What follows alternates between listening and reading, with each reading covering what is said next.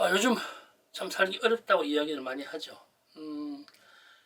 새해가 바뀌면서 한 해가 바뀌면서 아트페어는 여전히 일어나고 있는데 아트페어의 결과는 좀 미진한 것 같습니다. 미비가 좀 이 작년 상반기, 작년 중반기까지를 비교하면은 상당한 차이가 있는 것 같습니다. 그럼에도 불구하고 저는 미술 시장의 불황은 경기 침체와 완전히 일치하진 않는다고 생각합니다.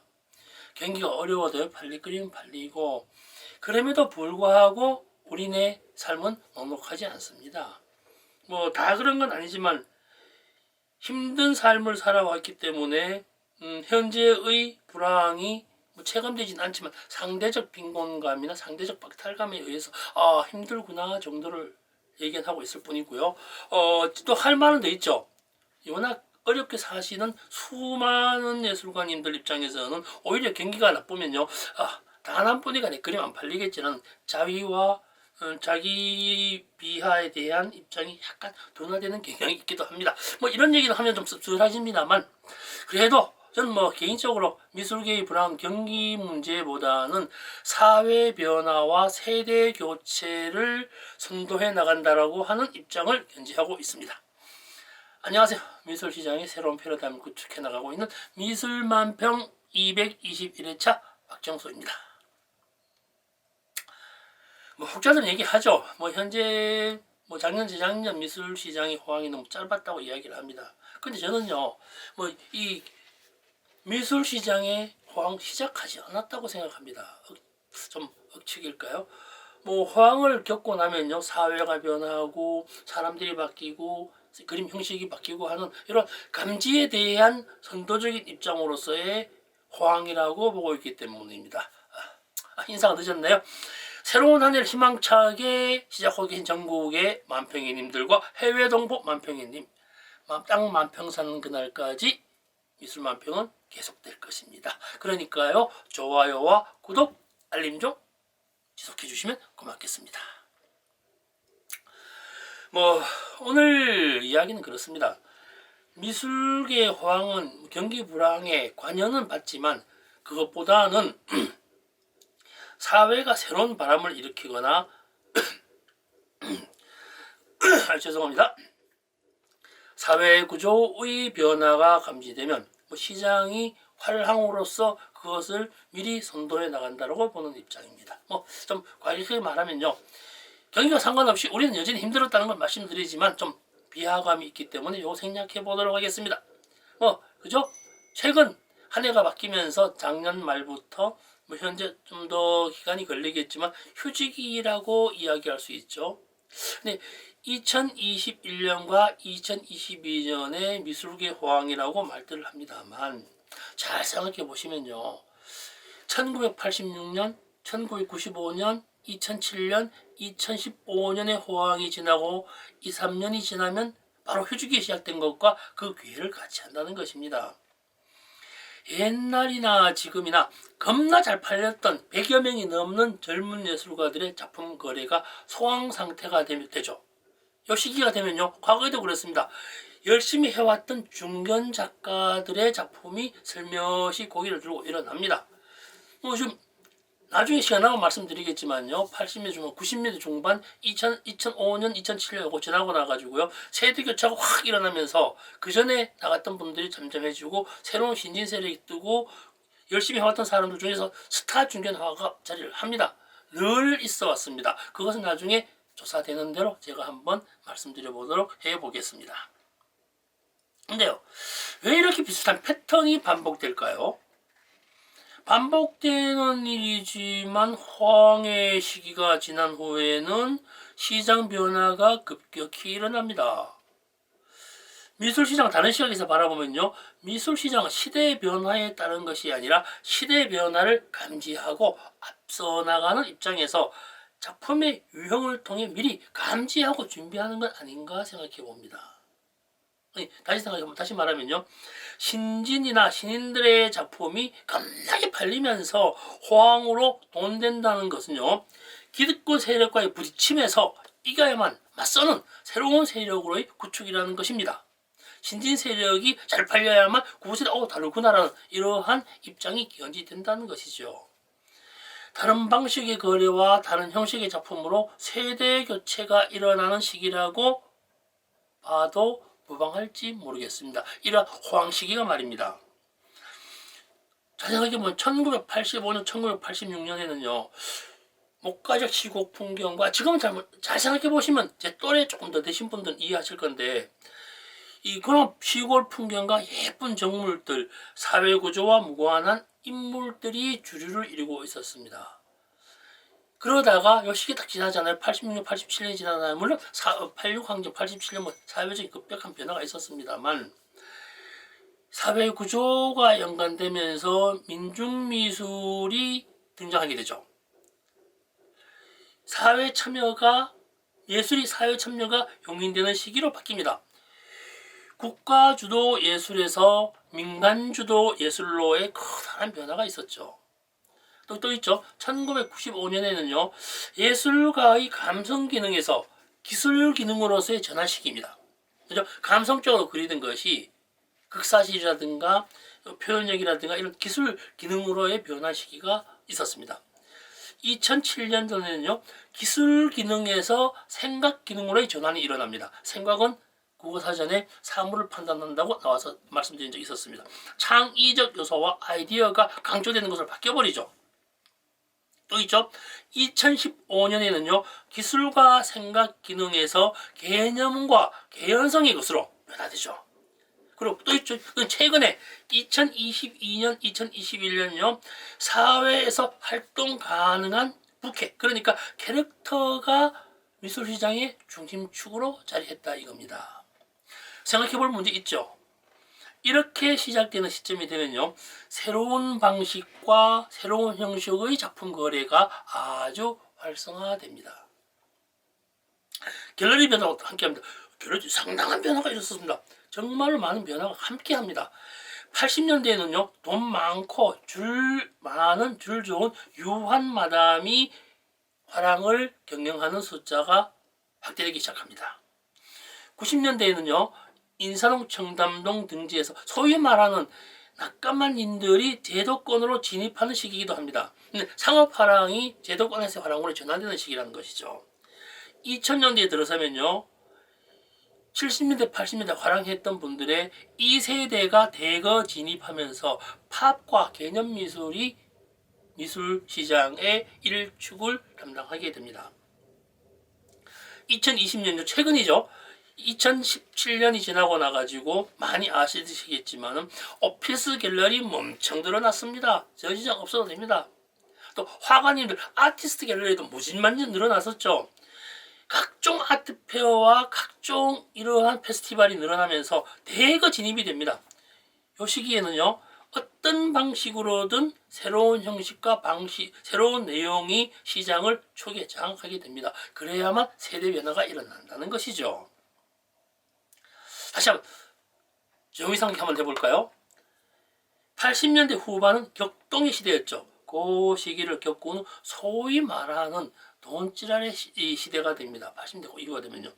저유가, 저달러, 저금리라고 하는 3조 현상으로 86년부터 한 3, 4년 동안 10% 이상의 고도 성장이 일어납니다. 우리나라 경제가 말입니다.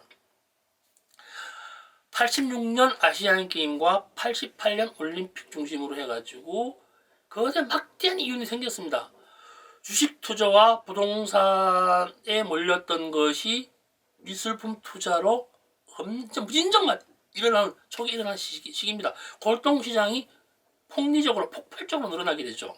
그러다가 1989년이 되면요. 경기가 하락이 됩니다. 푹 꺼져버리죠. 미술시장 자체로만 본다면요. 사회 격변에 발맞춰서 그 당시요. 84, 85, 86년 이야기하고 있습니다. 국전이 민전으로 바뀌는 시기죠. 84년대 바뀌었으니까요. 물밑의 민중미술이 사회참여적 정치적 미술이 물 위로 부상하는 시기이기도 합니다. 사회 격변의 시대라는 것이죠. 돈 된다는 것은 그전에 기득권이 아니라 신진세력. 그러니까 신진세력이 등장하면서 나는 이러한 그림들을 찾습니다라고 해가지고 과거와 현재를 바꿔버리죠. 새로운 그림으로 다시 시작한다는 것이 선제 조건이 되어져 가는 것입니다. 미술이 돈 된다고 하니까 이때 과소비 투기 대상 근절로 해야 국세청이 화랑의 세무조사를 시작합니다. 이때 되게 어렵습니다. 이 88년, 89년 이때 시기입니다. 그러면서 1990년도에는요 서화 골동품 양도 차익 과세법이 발의됩니다. 이것이 입법하여 거래 차익의 이익금의 40에서 60%의 양도소득세를 부과하는 시행령을 1993년부터 하려고 했었죠. 그러다가 미술인들과 화랑협회에 의해서 저지됩니다. 지금은 6천만 원 이하에 대해서는 과세를 하지 않죠. 작곡작가의 생존작가에 한해서 말입니다. 요 시기 1990년대부터는 저도 직접적으로 이러한 사회적 변화에 동참을 하게 됩니다. 그러니까 여기서부터 제의 어떤 경험치가 많이 들어간 이야기를 하게 되죠. 1992년도 8월부터 화랑을 시작했었으니까요. 근데 최근요 좀 어려운 이야기 좀 코로나19로 인해 가지고 2, 3년 동안 참 많이 힘드셨죠. 해외여행도 힘들었잖아요. 근데요 우리나라 해외여행이 자유화된 게요 뭐 드라마에서 1988에 나오지만 1989년이 되어야 자유화됩니다. 1995년도에 우루과이 라운드가 되고요. 96년에 유통시장이 개방되면서 사회구조 시장의 변화가 급격하게 일어나는 시기가 되는 거죠. 뭐 정적인 사회에서 동적인 사회로의 변화였다고나 볼까요? 그러니까 미술에서도 바뀌죠. 미술품이라는 거 하는 것이 97년 가까이 되면요. 다양한 격동적인 사회적인 개인적인 이러한 미술품들이 기술적인 부분이 등장하게 되는 것도 많이 등장하게 되죠. 그것들을 이해하는 당시의 X세대가 미술품을 겁나 사들였죠. 재미있는 것은요. 90년대 닷컴 시장이 붕괴되면서 X세대가 샀던 그림들이 꺼지듯이 2022년도에는요 코인 시장으로 돈 벌었던 MZ세대들이요 코인 시장이 주춤거리니까 문제가 생기니까 물 빠지듯이 쭉 빠져버렸습니다. 97년 경향과 2022년 경향이 왜 이렇게 닮았는지 모르겠습니다. 뭐 다시 말씀드리자면요 사회적 경제적 정치적 여건을 통해서 사회 변화의 시기가 온다는 것이죠. 사회의 변화 시기에 사회적 역할이 자연스럽게 예술 활동으로서 일어난다고 보고 있습니다. 저는요. 물론 돈의 흐름이 중요합니다. 대단히 중요해요. 돈 사랑합니다. 돈 중요합니다. 생각해 보세요. 미술 시장의 화랑을 지나서 불황이 오면요. 예술 작품에 대한 그 접근도와 모양이나 의미와 형식 이런 것들이 완전 새롭게 자리한답니다. 그렇게 하고 있잖아요. 지금도요. 이런 시기마다 비싼 그림은요. 더 비싸지고요. 90년대 그랬잖아요. 이중섭, 박스이곤, 정gen장 확 올라가고요. 지금은요. 박서보, 김한기 그림 막 오르고 있잖아요. 지금 이것도 닮아 있습니다. 비싼 그림은 더 비싸지고 새로운 예술가군이 형성되기 시작합니다. 이들 중에요. 극소수의 예술가가 살아남게 된다라고 하는 체계와 순서를 밟아나가는 것 같습니다. 이럴 때마다 다양한 방법으로 예술에 대한 투자 방법이 마련됩니다. 화랑에서의 경매에서 아트펀드로, 아트펀드에서 아트페어로 이런 전환이 계속 있어 왔습니다. 이것이 사회의 발전이 아닌가 생각해 봅니다. 뭐 최근 미술시장, 근데 제가 작년, 재작년 미술 만평을 통해서 NFT에 대해서 다양한 말씀을 드린 바 있었습니다. 무형의 근거가 없는 NFT 시장 좀 조심해야 한다. 문제 있다. 실물을 가지고 있는 NFT가 미술시장에 자리할 것이다라는 얘기를 많이 했었는데요. 요즘 말 많죠. STO 들어보신 적 있었나요? 모르겠습니다. 저는 요즘 그것 때문에 좀 심각한 일을 하고 있습니다. 고민을 하고 있습니다. STO 여기서 제가 자막을 안 쓰기 때문에 STO라고 해가지고 검색해 보시면요 다양한 정보들이 나오고 있습니다. 증권과 관련된 이야기들입니다. NFT에서 STO로 전환하는 상태가 지금 현재 현실화되고 있습니다. 작년, 재작년 뭐 좀 문제 많았었죠. NFT 문제 많았었죠. 많이 이미지 만들었는데 허용가치, 쓸가치가 지금 하나도 없어져 가고 있죠. 그때도 다시 말씀드리지만 실물 기반으로 하지 않았기 때문에 문제가 있었다. 실효화될 것이 어렵다라고 진단을 했었습니다. 지금 현재도요. 뭐 미술품 조각 판매하는 데 있잖아요. 테스나 뭐 아트투게더 같은 조각 투자 플랫폼에 대한 금융감독원의 간섭을 하면서 이를 양성화시키기 위한 다양한 고민들을 하고 있습니다. 그 중심에 현재 STO가 있는 것이죠. 이건 STO 다시 한번 나중에 말씀드릴 기회가 있을 것입니다. 왜 이것이 미술시장에 자리하게 되고 미술시장의 변화를 왜 가져오게 될 것인가에 대한 이야기는 찬찬히 다음번에 한번 거론해 보도록 하겠습니다. 실물이나 실체가 없는 가상자산에서 증권형 실물자산으로의 변화는요, 사회 변화의 당연한 수준이 아닌가 생각해 봅니다. 그죠? NFT에 사용되는 토큰이 실물 없이 움직이는 반면은요, STO는 그 토큰이 어떤 자산을 지니고 있는지 법적으로 보장되어야만 인정하는 방식입니다. 그러니까 좀 실효화가 상당히 크다는 것이죠. 토큰 증권 발행으로 미술시장의 변화는 좀 많이 흔들릴 것으로 예상됩니다.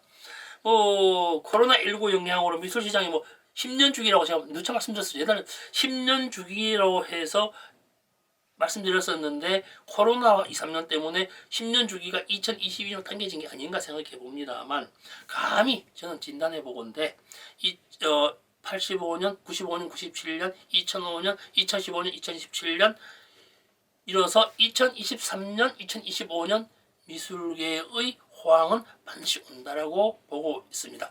그러한 증명들이 과거의 경험들과 과거의 데이터를 빗대서 보면요, 분명히 자리하게 되어져 있습니다.